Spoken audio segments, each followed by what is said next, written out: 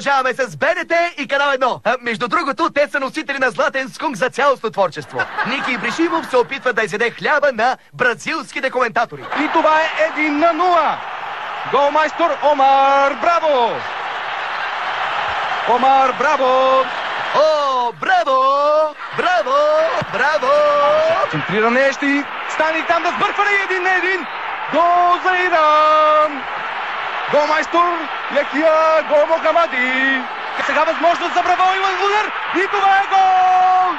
Дали? По-скоро не. Или да, гол. Гол! Или да, по-скоро гол! Центриране в наказателно поле, удар и гол! Жино! 3-1 за Мексико. И 5-0 за Ники Ибришимов! Омар Браво! Омар Браво! Гол за Иран! Яхия Гол Мохамади! Това е гол! И гол! Жино! Половина финала Бразилия-Чили, повтарям Чили, Ивайло реализира не хет-трик, а цяла голеада от бисери. Пък Фернандино да подсигурява неговия гръб. Нещо, което едва ли мексиканците са очаквали. Те мексиканците не са очаквали, че изобщо ще играят в този матч, ама... Дръжте Силви, това беше само загрявка. Слушай сега какво предстои. Имаше докосване от страна на футболист на Мексико. Ивайло наистина усеща тънкостите в играта. Не му обягна дори докосването на футболист, който не е на стадиона. Не футболист Силви, а цял отбор. Мексико отбора, който е по-активен през второто полувреме. Чили простеката.